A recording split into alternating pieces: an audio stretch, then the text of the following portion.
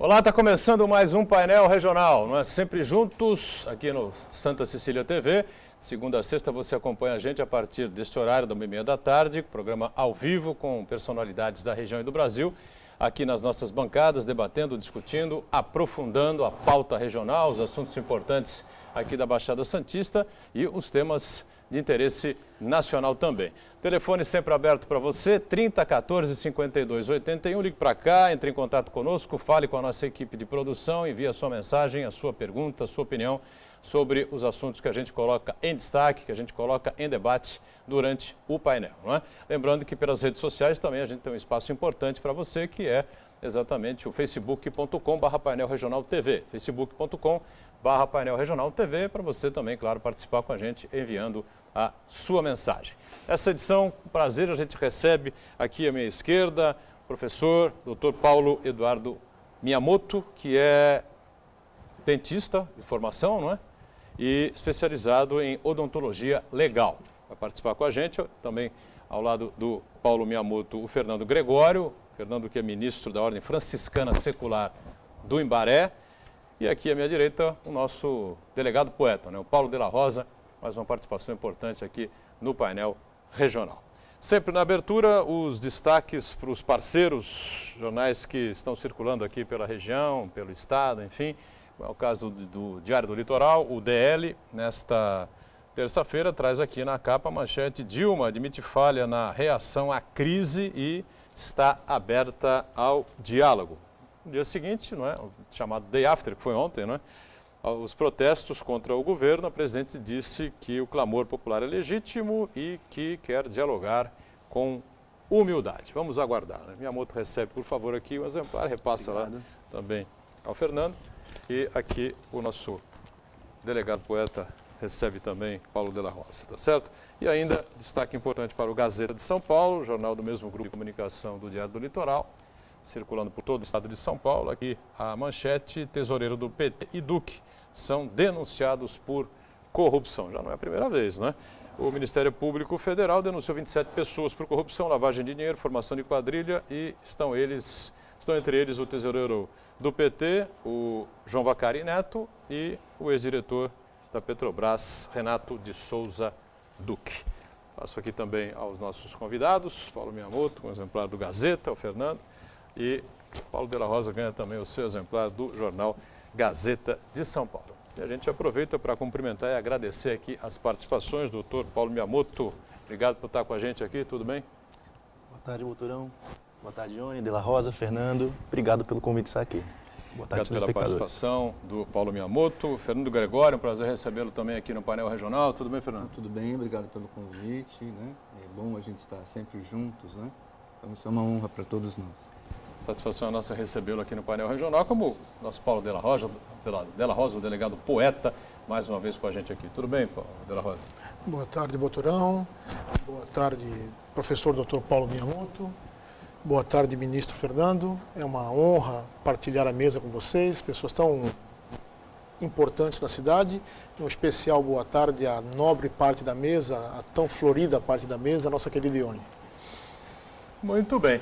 Lembrando sempre, 30 14 52 81. Ligue para cá, participe conosco, envie aí a sua pergunta, o seu comentário, não é, a sua opinião a respeito dos assuntos que a gente vai, evidentemente, colocar na pauta, colocar em discussão. E hoje você vai achar realmente, eu tenho certeza, uns temas bastante interessantes, sem dúvida nenhuma, não é? Lembrando que facebook.com/painel regional TV, nosso espaço pelas redes sociais também, sempre aí à sua disposição. Estamos online, como sempre, pelo site da TV Santa Cecília, o Santa Portal. Você clica no ícone Painel Regional e acompanha a gente em tempo real. Depois de encerrado o programa, vai para o YouTube. Você pode, então, à vontade, claro, rever, se jogar os melhores trechos ou, como preferir, o programa por inteiro. Quem está atenta sempre, não é, a sua participação e a nossa produção aqui no painel é a Ione Furukawa. Tudo bem, Ione? Olá, boa tarde, Boturão, boa tarde, convidados. Paulo de la Rosa, você aí de casa que está nos assistindo, o Facebook já está aberto esperando a sua participação nessa tarde de terça-feira. São dúvidas, perguntas, críticas, sugestões, aqui a bancada democrática. E também a nossa produção te espera através do telefone. Muito bem. O pessoal deve estar curioso para entender, né, o que faz aqui na mesma mesa, né, o um dentista especializado em odontologia legal, não é? Um representante do Ministério, um ministro da Ordem Franciscana Secular do Imbaré e um delegado. Né? Mas tudo está absolutamente relacionado, né? Você vai saber por quê na sequência do painel regional. Está tudo relacionado, não é, Miyamoto? Com certeza, né? A gente trabalha com perícias aí, e aí, incrivelmente, as perícias elas são, na verdade, empréstimo de conhecimentos, de ciências que podem ser aplicados a diversas áreas, inclusive a cultural e religiosa. Muito bem, que é a questão da restauração, né? Você atua também na restauração propriamente do Imbaré, não, né? Não, Não. eu sou apenas dentista, especialista em odontologia legal. Odontologia legal, perfeito, né? E em cima disso, você participou de uma experiência realmente, para mim, que sou leigo no assunto, acho que para nós todos aqui, uma experiência bastante interessante, uma experiência incrível. Daqui a pouquinho vocês vão ter uma surpresa aí, que vai ser realmente sensacional, como diria aí alguns narradores esportivos, né? Você participou do restauro da face de Santo Antônio, é isso mesmo? Isso, Boturão. Durante o meu doutorado, eu comecei a trabalhar com um designer gráfico lá em Sinop, Mato Grosso. Eu estava na Europa na época. Em Sinop, cidade do Rogério Ceni, né? E ele chama-se Cícero Moraes. Então, nós começamos a trabalhar pesquisando uma técnica de perícia que ela chama-se reconstrução facial forense. Reconstrução facial forense. Exatamente. Então, essa técnica, ela é um auxiliar para o processo de identificação humana, não é? E, basicamente, ela consiste em estudar os ossos de um indivíduo e estimar o perfil dele e, então, tentar aproximar a aparência que a face dele pode ter tido. E, uma vez que essa aparência é divulgada pela autoridade policial ou por outras autoridades do direito, alguma pessoa da população pode vir a reconhecer e aí sim entra em contato fornecendo dados como informações dentárias, DNA, outros documentos e aí assim essa pessoa é identificada. Essa mesma técnica pode ser aplicada também para crânios históricos, né? No caso aí, nós temos parceria com arqueólogos na Itália e aí eles nos mandaram aí então imagens de um crânio. Nós só trabalhamos com técnicas de software livre, né? Então, quando nós temos imagens digitais, fotografias de um crânio, nós conseguimos transformá-lo em um objeto tridimensional e, em cima desse objeto tridimensional, reconstruir a face usando as mesmas técnicas que seriam usadas com argila, por exemplo, né? A gente costuma ver, às vezes, em seriados, e, sem sabermos de quem se tratava, depois nos foi revelado. Você não sabia? Não sabíamos. Quem você estava... Não sabíamos. A face de quem você estava ajudando a restaurar. Pois é, porque isso foi feito... Temos algumas imagens aí, não sei se você já acha ideal a gente soltar. Tem aí imagem do processo de digitalização do crânio, feito só com fotografias, né? Pode ver que são feitas várias fotos ao redor de um crânio. Esse já é um crânio que é de caso pericial, né? Ele sofreu dano pelo fogo, inclusive, tentando esconder sua identidade. E várias fotos são cruzadas e transformam-se num objeto tridimensional. Então, dentro do computador, usando software aberto, a gente consegue trabalhar aí, né, com base em critérios anatômicos e científicos e tentar reconstruir a face dele, né? No caso do Santo Antônio, a gente só recebemos informações muito básicas que poderiam ser extraídas no exame dos ossos. Só para deixar claro, não é essa... Não é esse crânio. Esse crânio que nós não estamos observando aí. Nessa sequência amostra, são informações que nos deram que era um homem com 35 anos em média e ancestralidade branca. Então, essas são as mesmas informações que o perito poderia extrair num exame antropológico dos ossos. Então, para não nos influenciarmos, a equipe lá na Itália, né, do Museu de Antropologia de Pádua e do Centro de Estudos Antonianos, nos passou essas informações. Então, nós fizemos a face, uma modelagem básica, sem cores, sem cabelo, sem nada, e enviamos de volta para lá. E quando nós enviamos de volta, aí sim eles nos revelaram que tratava-se de Santo Antônio. A gente perguntou. O famoso santo casamenteiro. O casamenteiro, aquele lá, é esse mesmo. Ele está sepultado aqui, ele morreu em Pádua, ele era professor universitário. E aí sim, depois, nós fizemos aí a caracterização com as vestes, com o corte de cabelo típico da época, né, a barba por fazer, para de alguma maneira tentar transparecer o voto de pobreza que eles faziam. E aí foi assim que fizemos a reconstrução facial de Santo Antônio. Esse então é o resultado final da reconstituição facial do santo casamenteiro. Exatamente. Do ponto de vista técnico e científico, é a imagem que nós acreditamos que ele possa ter tido em vida. E esse mesmo busto, ele foi impresso em 3D, né, uma impressão em tamanho real e a cores, e será agora doado aqui para a Diocese de Santos, e aí eu já explico por que tem aqui o nosso representante da igreja, né? Isso será doado para a Diocese de Santos. A ideia é que fique na Basílica de Santo Antônio do Imbaré. Perfeito, muito bom. E essa é a relação com a basílica que leva o nome dele, né? Santo Antônio, que fica exatamente no Imbaré, aqui em Santos, onde muita gente já se casou por ali, já fez primeira comunhão, né, Fernando? Eu tive meus pais, por exemplo, se casaram na igreja do Imbaré em 1960, vai tempo já, viu? E aí explica a sua participação também, né, Fernando? Então, eu estava trabalhando lá na Cúria, recebi um telefonema que se identificou, olha, eu sou Cícero Moraes, né? Não sei se você sabe, mas eu trabalhei na reconstituição da face de Santo Antônio. Eu já havia acompanhado todo esse processo, eu estranhei, puxa, mas Cícero telefonando. Aí ele explicou então a ideia deles, desta face de Santo Antônio, ficar aqui em Santos, né? Aí conversei com os frades, fizemos uma reunião, aceitamos, porque nós seremos uma das 3 cidades no mundo a ter a face real de Santo Antônio. E essa reconstituição de Santo Antônio, ela não se faz apenas pelo vínculo devocional, mas nós temos aí uma grande oportunidade da gente restaurar a personalidade de Santo Antônio e o seu trabalho. Quem foi Fernando de Bulhões ou Antônio de Lisboa e de Pádua, um homem do século XIII. Antônio de Lisboa. O nome de Santo Antônio é Fernando de Bulhões, Fernando de Bulhões e Taveira de Azevedo. Itaveira de Azevedo. Fernando Bulhões e Taveira de Azevedo era o nome de... Quando ele entrou para a Ordem dos Frades Menores, na época era uma recém-criada Ordem por São Francisco de Assis, ele coloca o nome em honra de Santo Antão, daí Antônio. Então seria Frei Antônio de Santa Cruz de Coimbra, onde ele professou a regra da Ordem Franciscana. Então, por isso ele é conhecido como Santo Antônio de Lisboa, porque nasceu em Lisboa, em Pádua, porque veio a falecer e está sepultado em Pádua. Né? Faleceu em Pádua e está sepultado lá. Em Pádua, na Basílica. Perfeito. E a história do santo casamenteiro, né? Uma curiosidade por aí, né? Sim. A história é um pouco distorcida da realidade dos fatos, né? Mas ficou a história do santo casamenteiro. Sim, porque toda a atividade missionária de pregação de Santo Antônio foi sempre em defesa da família, em defesa dos fracos, dos pobres, dos marginalizados da sociedade. Santo Antônio foi uma das vozes que não se calou diante da corrupção dentro e fora da igreja no século XIII. E para isso devia ser um homem de muita coragem, né?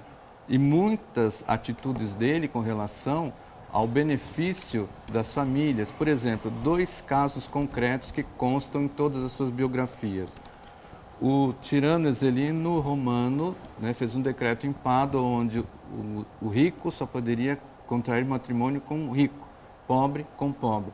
Então Santo Antônio reuniu toda a população, foi em praça pública, né, e se opôs contra essa normativa do tirano Exelino, né, vencendo num debate. Então isso já colocou Santo Antônio como um dos grandes defensores da família. É muito popular também o caso de um milagre famoso que está retratado junto à sua tumba. Um rapaz, né, recém-casado, a mulher engravidou e ele começou a duvidar, né, de que aquele filho realmente fosse dele. E, inclusive, processando a mulher por adultério. A mulher desesperada foi ao encontro de Santo Antônio. Santo Antônio reuniu esse casal e mais algumas testemunhas, né? Pegou a criancinha recém-nascida nos braços e perguntou: menino, quem é teu pai?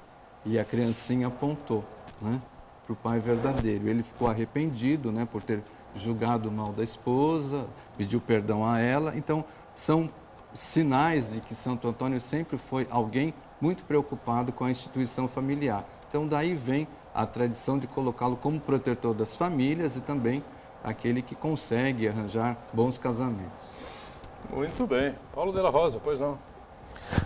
Trabalho realmente impressionante, né, de restauro. Absolutamente emocionante e incrivelmente inspirador. Por duas das mais importantes razões.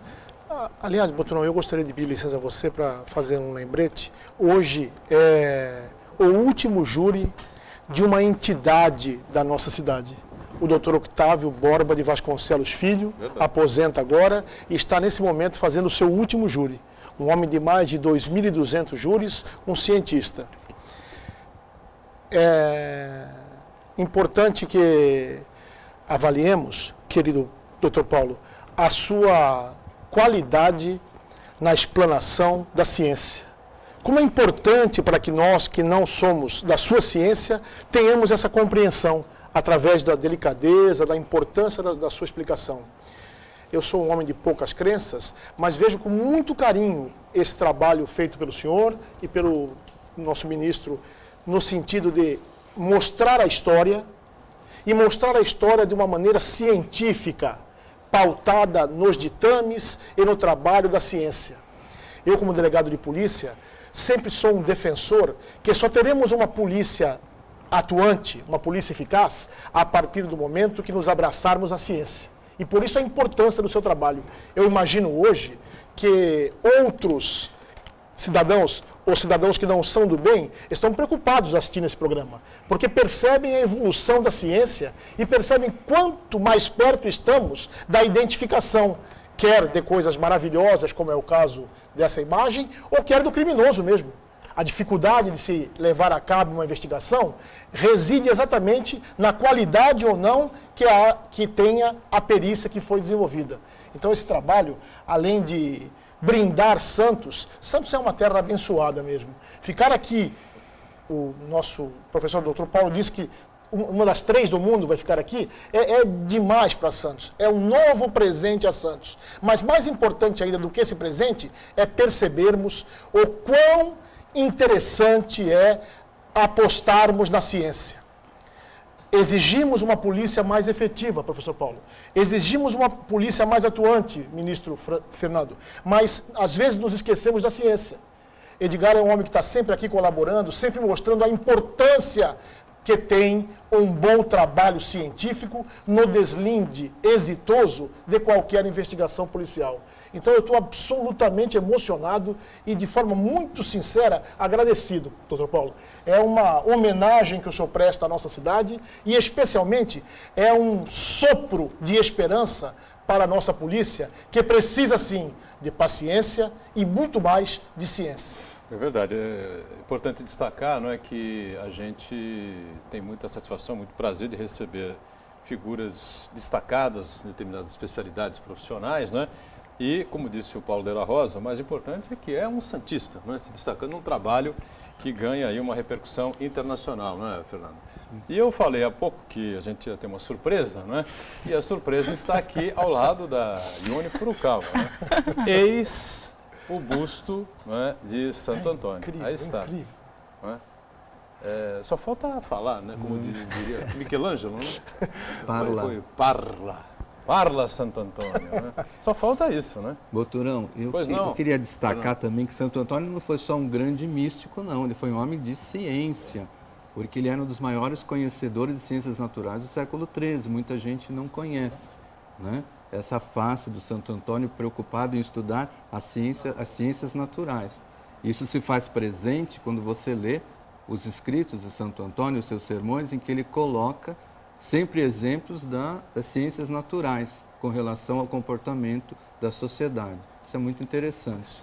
Agora, a gente acompanhou a parte técnica, não é? A sua participação, a troca de informações com arqueólogos italianos de Pádua, enfim, né?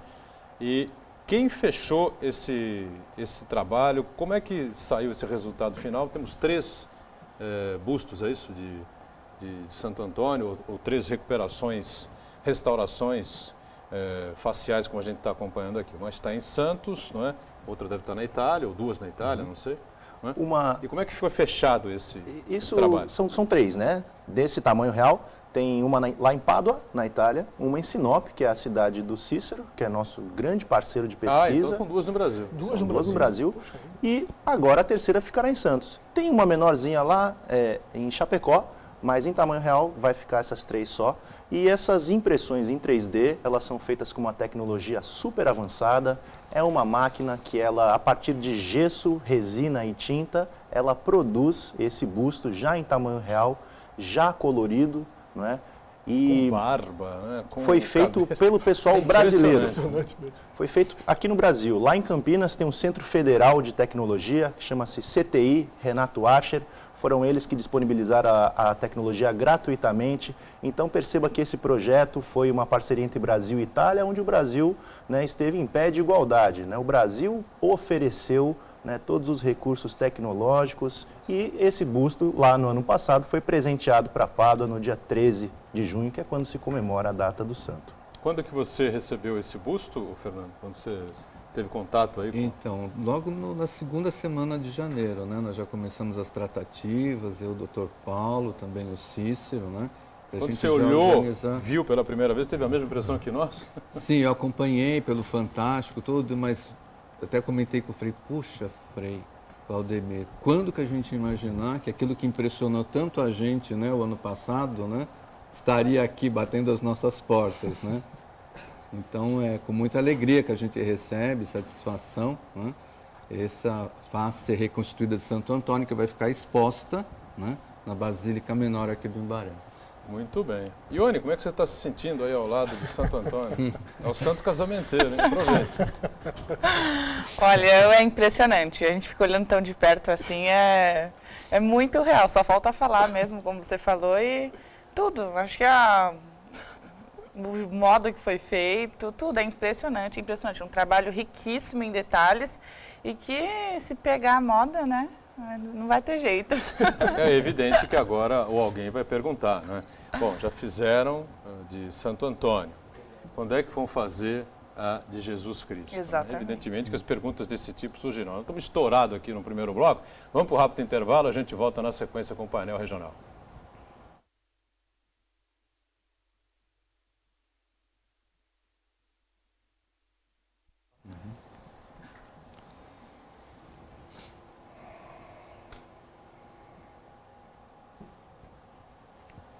Muito bem, retomamos aqui a sequência do painel regional, segundo bloco, né, com as participações do professor Dr. Paulo Miyamoto, especializado em odontologia legal.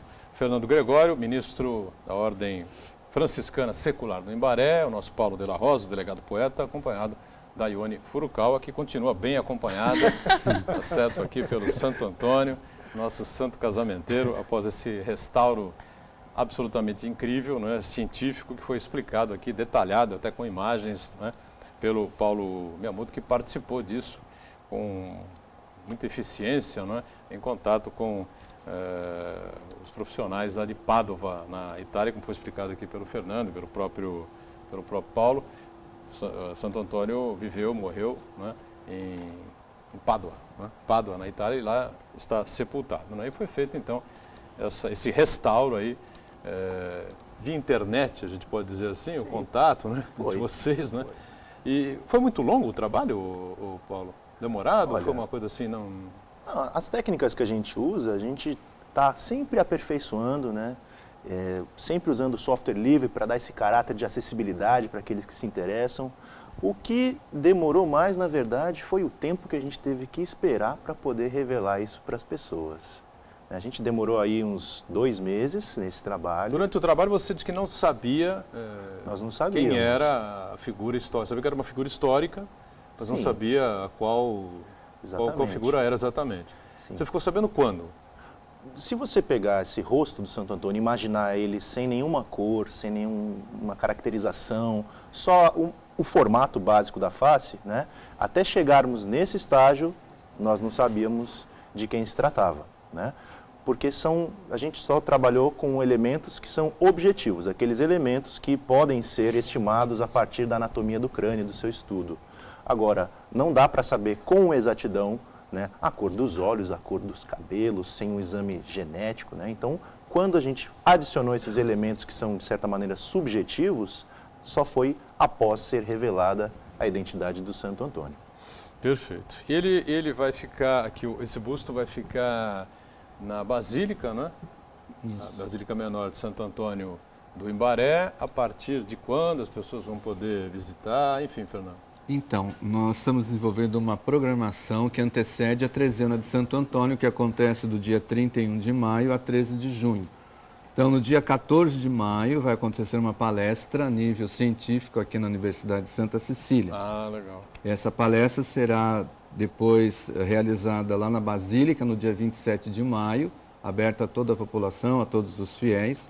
Então, no dia 30, nós teremos uma celebração especial, né, onde então a Basílica recebe oficialmente, né, o busto de Santo Antônio, numa cerimônia que vai ser realizada no dia 30 de maio, às 19h30. E no dia 31 de maio, iniciamos então os festejos de Santo Antônio, que serão abertos com a entronização desse busto numa capela própria para a veneração. Ah, ele vai ficar numa capela própria? Isso. Na Basílica? Na Basílica. Legal. Ione, participações aí com a gente, não? O José da Ponta da Praia, ele pergunta: Paulo, essa impressão é realizada em quais lugares do mundo e quanto custa cada uma? Parabéns pelo trabalho. Obrigado, José, pela sua pergunta. Essas impressões, elas são feitas com uma impressora em 3D. Existem diversos tipos que imprimem diversos materiais, desde o concreto para fazer casas que já estão usando, até garrafa PET, o mesmo material. Essa foi feita numa impressora muito avançada que utiliza gesso com resina e tinta. Essa máquina, ela deve custar na casa de centenas de milhares de dólares. E eu não conheço nenhuma instituição comercial que faça isso aqui. Eu não sei te precisar um preço, mas eu posso adiantar que não seria muito barato. Muito bem. Mais alguma participação, Ione? A Carmen do Macuco. Paulo, esse trabalho será feito com frequência para que possamos conhecer a verdadeira face dos nossos santos e até mesmo de Jesus Cristo? Eu falei que alguém ia ligar perguntando sobre ele. Não tem como. Olha, esses trabalhos, eles dependem de uma condição básica, ter um crânio. E ter um crânio que seja íntegro o suficiente para que a gente possa fazer os estudos antropológicos e dentários que são necessários, né? Então, por exemplo, o nosso próximo trabalho, que nós já estamos fazendo, é o trabalho de Maria Madalena, não é? Nós, depois da repercussão do Santo Antônio, nós temos imagens também, né? Temos imagens aí, não é? Depois do Santo Antônio, entrou em contato com a gente um agiólogo, né? O agiólogo é o profissional que estuda a vida dos santos, e ele, depois das suas pesquisas, ele contatou o Cícero, né? É o José Luiz Lira. Já estamos com imagens aí, Paulo? Exatamente, a gente vê aí a reconstrução facial de Maria Madalena, que foi feita com base em fotografias, né, que foram tiradas lá no sul da França. Existe um relicário, onde esse relicário ele é na forma de um busto e ele abriga um crânio dentro, acho que tem até imagens aí, e nós entramos em contato com o pessoal da França, pedindo autorização para que esse trabalho fosse realizado, né? Você vê aí que é muito peculiar. Isso era um costume católico, guardar relíquias assim. E a partir de fotos que o padre e o bispo de lá fizeram, né, no sul da França, na cidade de Saint-Maximin, Saint-Lassambon, eles conseguiram então nos fornecer o material necessário para digitalizar e trazer, né, esse arcabouço desse crânio. Então, usando as mesmas técnicas forenses, a gente fez. Infelizmente, só podemos mostrar o resultado final dia 19 de julho. Né, foi uma condição imposta pelos religiosos, que é quando também se comemora a festa de Maria Madalena no sul da França. E esse crânio básico aí de Maria Madalena foi obtido aonde? Então, a história, né, os relatos históricos... Santo Antônio está enterrado, sepultado em Pádua, na Itália. Sim. Todo mundo sabe. Maria Madalena é uma incógnita, né? Os estudos que esse agiólogo fez, né, toda a pesquisa histórica levou ele a crer que aqueles restos que foram conservados, e eles estão ali documentados desde 1200 no mínimo, né, já foram visitados por reis, etc., a igreja os tem como sendo os restos mortais de Maria Madalena, né? O escopo do nosso trabalho não é nem contestar a autenticidade desses restos, nós trabalhamos em parceria com eles, mas todos os registros históricos e arqueológicos apontam para aqueles restos mortais como sendo, né, os de Maria Madalena. Bom, e a resposta com relação a Cristo é óbvia, né? Não existe crânio de Jesus Cristo porque ele ressuscitou, né?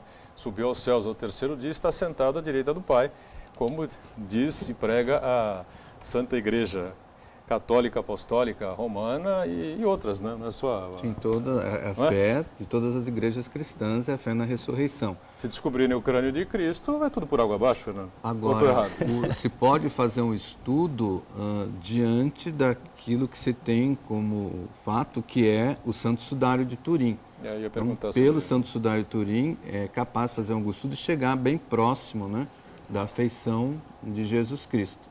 Mas por aquela impressão tridimensional, né, que ficou estampada no Sudário de Turim. Pelo Santo Sudário é possível fazer, então? É possível. Você acha? Pela mesma técnica que nós fizemos aqui, não. Seria outra... A gente carece aí de parâmetros objetivos. Então, pela mesma técnica de reconstrução facial forense, não. Perfeito. Mas fica aí, né? É possível aí a possibilidade para que outros pesquisadores explorem, né? Mas essa maneira em particular, ela não, ter um crânio, o Santo Sudário não permite. A gente precisa de um crânio.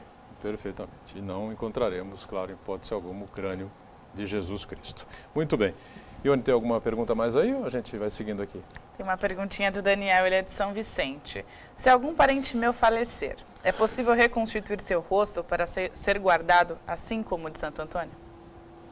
Daniel, a sua pergunta ela é ótima, porque esse é o grande link que a gente faz com como isso pode ajudar a população, né? É claro que você pode tentar reconstruir uma face a partir de qualquer crânio, né? Se vai ficar 100% igual, eu posso dizer que não, né? É impossível a gente fazer uma face que seja 100% igual.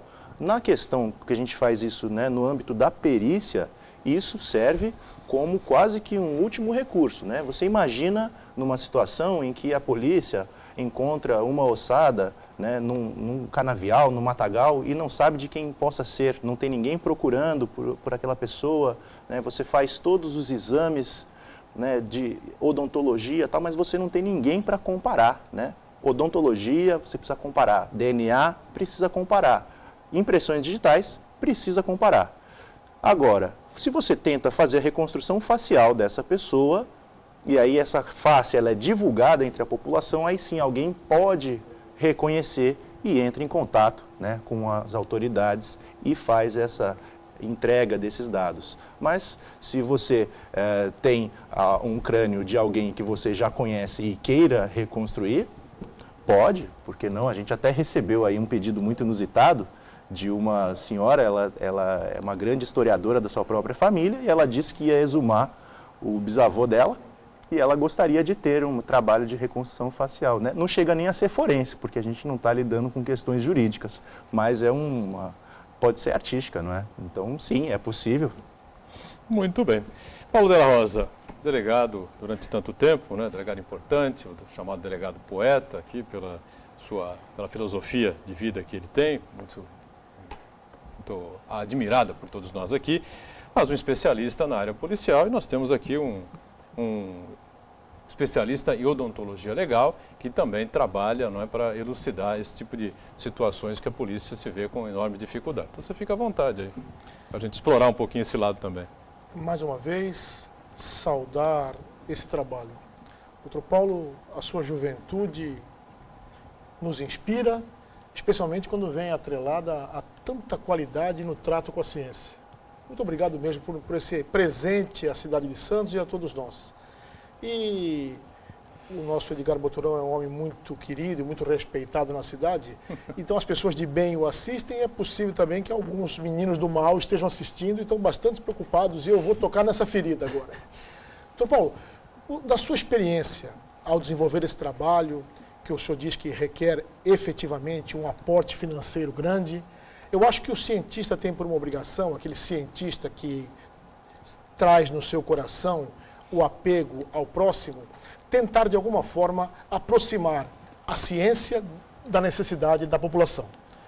Na sua opinião, nós ainda vamos demorar muito para assistirmos exemplos desse servindo ao trabalho policial? Que nós possamos efetivamente, através de uma... É impressionante. Vocês não percam a oportunidade de irem a essa exposição, porque é absolutamente impressionante. A Basílica Menor do Imbaré. Nós vamos demorar muito ainda para assistir a polícia, o mecanismo persecutório do crime, que hoje vem aos poucos sofrendo e perdendo algumas lutas, receber esse aporte científico que, sem sombra de dúvida, nos colocará numa posição muito mais confortável para prestarmos o serviço que a sociedade tanto precisa? Olha, aqui no organograma da Polícia Científica de São Paulo, nós temos ainda a falta do profissional de odontologia legal, né? Houve um projeto de lei no ano passado, ele acabou não temos esse profissional. Nós não temos, né? E na capital tem o núcleo de odontologia legal, tem o pessoal que também faz esse trabalho com computação muito bom, mas infelizmente, né, o litoral e o interior eles ficam, né, desprovidos. Mas por outro lado também pensando nisso, né, ano passado, após essa repercussão toda do Santo Antônio, aqui em Santos nós fundamos, o Cícero, eu e mais outros dentistas especialistas em odontologia legal, uma ONG sem fins lucrativos. Ela chama-se Ebrafol, Equipe Brasileira de Antropologia Forense e Odontologia Legal. É uma ONG que trabalha para a promoção dos direitos humanos, aplicando cientificamente, né, essas áreas do conhecimento. Então, nós estamos à disposição, né, das autoridades policiais, dos juízes, promotores, delegados, advogados, todos aqueles que sintam a necessidade de amparar-se num quesito técnico e científico, nós estamos à disposição, né? A nossa organização ela tem 3 frentes de trabalho. Primeiro, a prestação de serviços periciais, a quem nos pede. Depois, treinamento de peritos. Tudo isso que a gente faz, a gente quer ensinar para os outros, a gente quer que as pessoas saibam, né? E o terceiro é promoção de cultura em projetos como esse do Santo Antônio, como o de Maria Madalena. Então, nós estamos aqui, a gente já trabalha com algumas instituições de perícia e pesquisa no interior, mas aqui em Santos, particularmente, a gente não tem nenhum trabalho oficial, mas nós estamos à disposição, nós queremos ajudar. O ideal é que a polícia tivesse nos seus quadros esses especialistas, não é, Della Rosa? Sim, quero acreditar que no futuro isso vai acontecer. Mas agora que temos à frente da nossa polícia aqui um homem atuante, um homem da terra, o Dr. Gaetano Vergini, um homem trabalhador, um cientista, é uma oportunidade de estreitarmos esses laços, Dr. Paulo. A comunidade precisa da ciência e a polícia, cada vez mais, numa atitude humilde, entende as suas limitações e, sim, faz com que esses laços dos cidadãos de bem da sociedade, aqueles dispostos como o senhor a colaborar, encontrem na polícia ouvidos e vontade de trabalhar em conjunto. Acho bastante importante. Parabéns, viu, doutor? Muito obrigado, doutor. Muito bem. Fazemos o nosso segundo intervalo e a gente volta na sequência aqui do painel regional. Em instantes.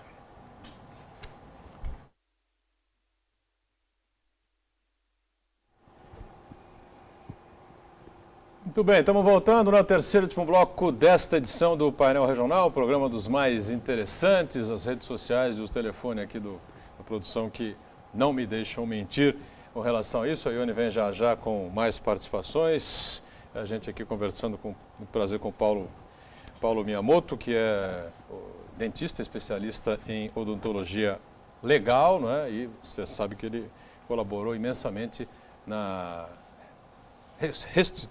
reconstrução ou na reconstrução facial de Santo Antônio e também é especializado nessa mesma área ligada à questão policial, né? O nosso Fernando Gregório conosco também, ministro Ordem Franciscana Secular do Imbaré, Paulo Della Rosa conosco, nosso delegado poeta, que, você sabe, lançou um livro há pouco tempo, né, Della Rosa? O 100 Rosas no Meu Jardim. E teremos agora um novo lançamento em Guarujá, na Casa do Educador, é isso, né? Sim, na próxima quinta-feira, a partir das 19h30, na nossa Guarujá, Edgar Buturão. Essa terra maravilhosa, onde eu tenho o privilégio de dizer onde vou, que desenvolvi os melhores trabalhos da minha carreira de delegado de polícia. Porque Guarujá é a terra abençoada pela beleza e abençoada por uma gente especial. Então, convido a todos para, mais uma vez, acariciar esse velhinho, estarem presentes na quinta-feira para a noite de autógrafos do meu livro de poesia. Muito obrigado a todo o Guarujá por tudo que vocês já fizeram por mim. E foi muito que vocês fizeram por mim. Muito obrigado. Quinta-feira, dia 19, a partir das 7h30 da noite, portanto, a Casa do Educador de Guarujá, lançamento lá do livro 100 Rosas no Meu Jardim, aqui do nosso delegado poeta, o Paulo Della Rosa, tá certo? Lá na rua Leomil, 164, no centro de Guarujá. Ione Furukawa, pois não? Pergunta do Uriel Vilas Boas. Nossa, Uriel, hein? Parabéns pelo trabalho. E por que caracterizar os santos de acordo com bairro, cidade ou região? Como se explica isso, Fernando? E delegado, o senhor está sendo estimulado a fazer poesia a respeito dessa questão? Por favor, meu amor. Então, Santo Antônio. Então, logo após a morte de Santo Antônio, se travou uma disputa. Santo Antônio de Lisboa ou de Pádua para os portugueses, de Lisboa para os italianos é de Pádua. Tanto é que quando você vai em Pádua, você não encontra Santo Antônio de Pádua, é Il Santo, como se tivesse um único santo, né? E essa batalha foi se travando até o tempo do Papa Leão XIII, né? No século XIX.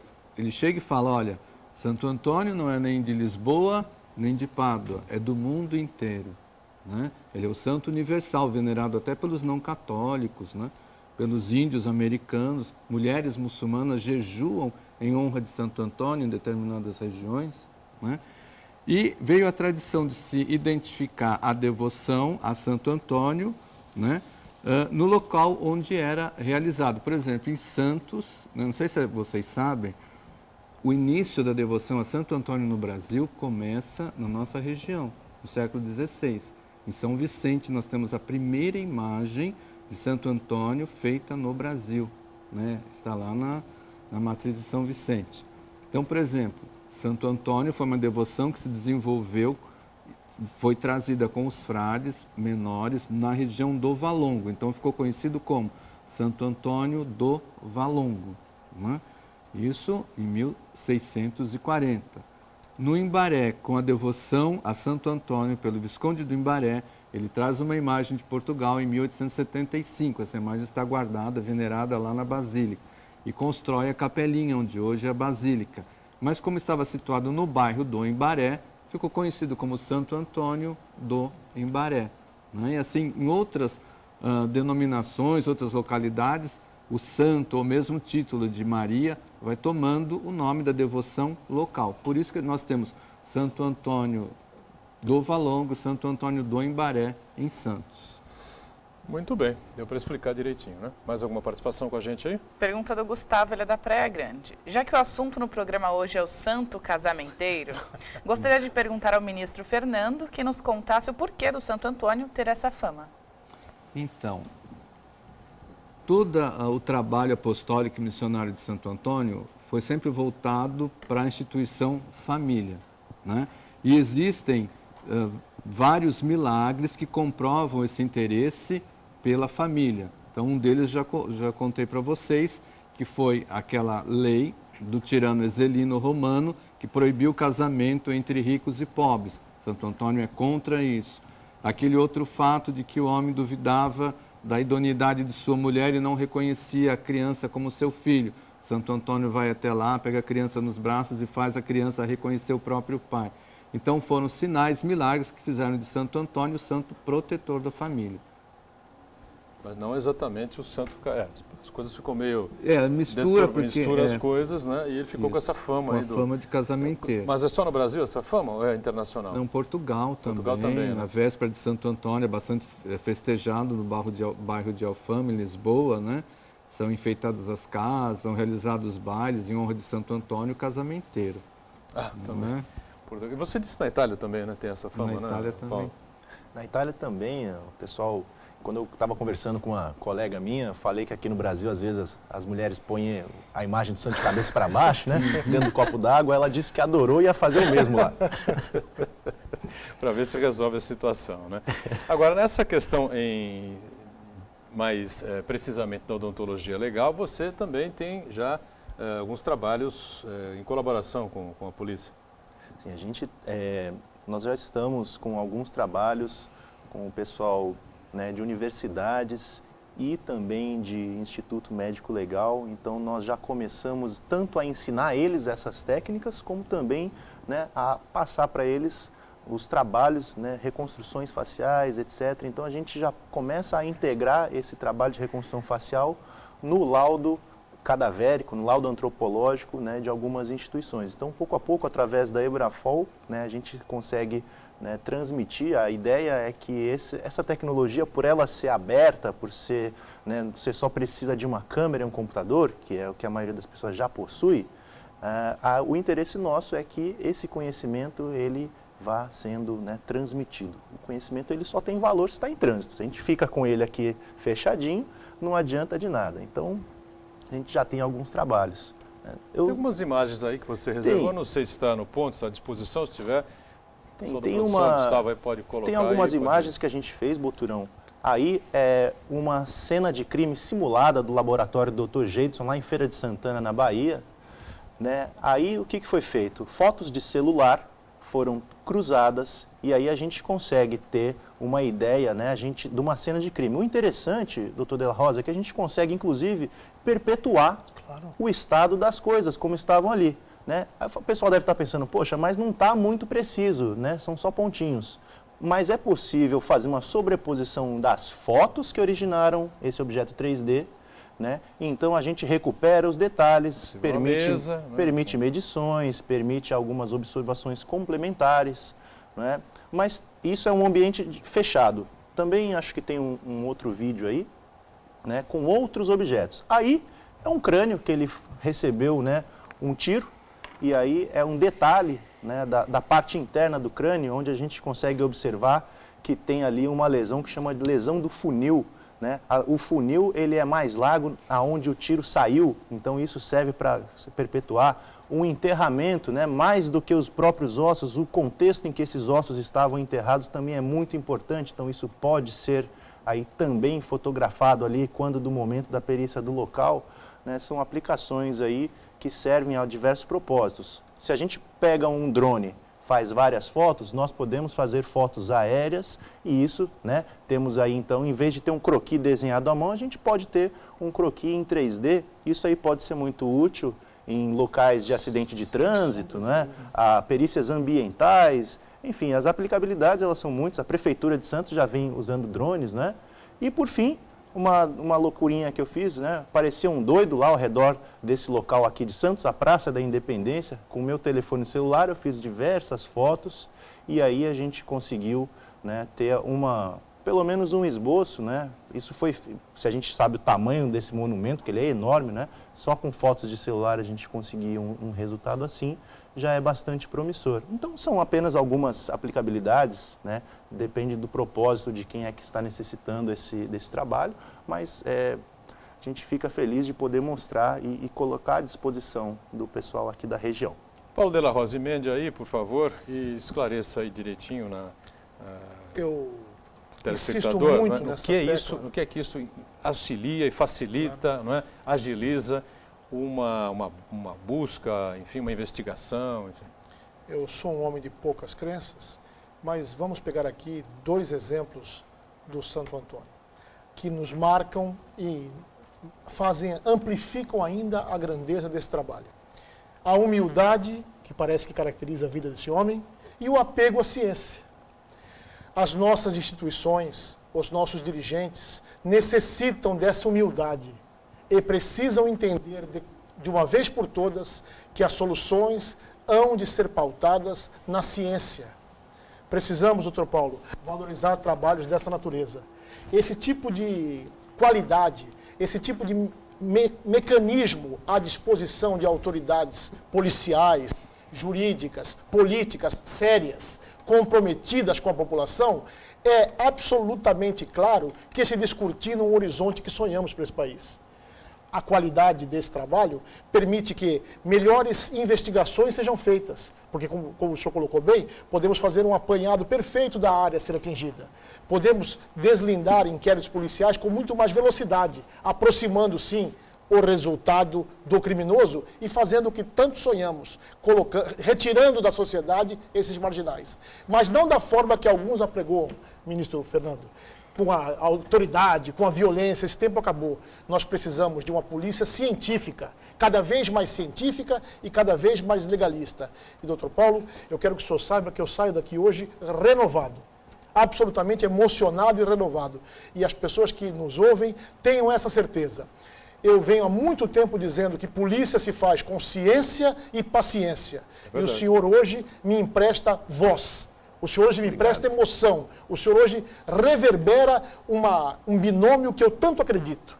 Vocês estão vendo a qualidade desse trabalho e você, criminoso, você, marginal, saiba que cedo ou tarde a polícia sim vai contar com esse tipo de auxílio e os seus tempos estão contados.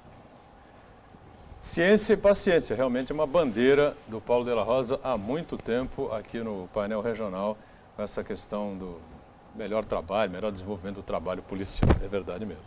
Ione, mais alguma participação com a gente aí? Mais uma. Pergunta do Paulo, ele é do Casqueiro. A reconstituição pode ser usada em âmbito policial investigativo? Seria ideal para conseguirmos resolucionar casos que até hoje estão sem respostas? Acho que sim, né, Paulo? Com certeza. Essa questão da reconstrução facial forense, né, por ser uma técnica auxiliar de identificação, ela pode ser aplicada a casos que já estão há muito tempo, né, ossadas que estejam há muito tempo ali sem estarem identificadas, podem eventualmente jogar uma nova luz. Né? Não é incomum a gente ver, por exemplo, nos Estados Unidos, que é onde se aplica com mais frequência, casos que estavam há 10 anos ou mais, eles acabam, né, sendo identificados aí por meio dessa técnica. Né? Então, realmente pode sim, né, e isso...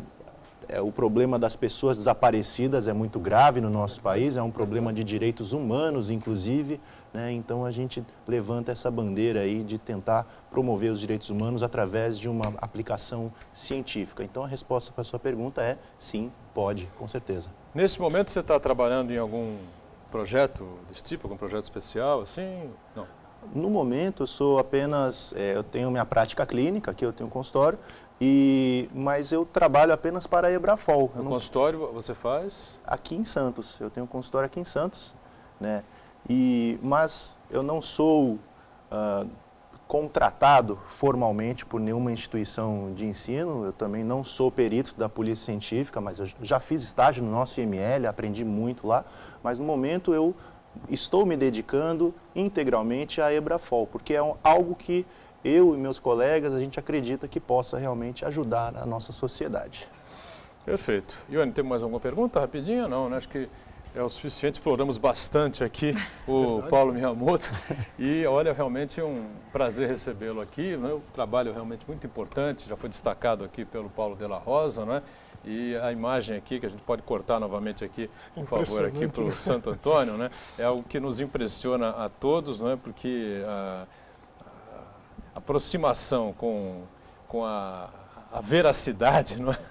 O olhar destacado pelo Paulo de la Rosa é algo incrível. Só para encerrar, Fernando, quando é então que as pessoas vão poder começar a visitar lá no Imbaré esse busto? Então, a partir do dia 30 de maio, nós teremos então a entrega solene do busto, né?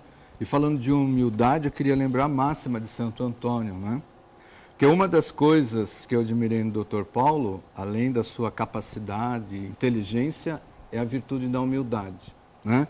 Então eu trago aqui uma máxima tirada dos Sermões de Santo Antônio. Ele fala o seguinte: como o botão é o início da flor, a humildade o é das virtudes. O homem sem humildade é como a rosa que não exala seu perfume. Santo Antônio. E com isso a gente vai fechando aqui essa edição do Painel Regional. Paulo, foi um prazer recebê-lo, espero que volte em outras oportunidades. Obrigado e parabéns. Viu? Muito obrigado, Boturão, obrigado, doutor da Rosa, Ione, Fernando, obrigado, telespectador, pela sua audiência e espero poder estar aqui outras vezes. Sem dúvida. Obrigado. Fernando, prazer recebê-lo também, Fernando Obrigado. Gregório. Um abraço especial ao Frei Claudemir, lá do Imbaré, que em outra oportunidade vai estar com a gente também. Paulo de la Rosa, prazer sempre recebê-lo, Ione também, participação sempre importante e, claro, o mais importante de todos, você que está aí do outro lado acompanhando a gente diariamente, ao vivo, 1h30 da tarde, nossa reprise às 8 da noite, sempre de segunda a sexta. No sábado, uma edição às 3 da tarde e no domingo, uma outra edição às 5 da tarde. Obrigado. Tchau.